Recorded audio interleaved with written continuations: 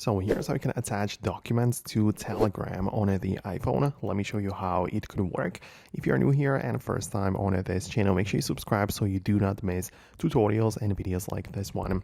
Anyways, you need to have obviously the Telegram app downloaded and installed and all of that. And once you go to a chat or like a thread where you have the ability to, interact and type texts or whatever, you also have the ability to attach some different things. You can do that, of course, by clicking the paperclip icon in the bottom left corner. So you can go there and it's going to ask you, like, obviously to get access to the camera or photos if you use it for the first time. But you are not limited to just uploading photos. You can as well switch to the file, location, poll, or contact. And if you switch to the files, you can literally tap on the select from files, which opens up the Apple Files app interface, and you can browse through your folders. You can go to your local storage, the cloud storage, or wherever else you have that file stored, and that is how you can attach a document, right? It might be in the DOCX, like the documents files, or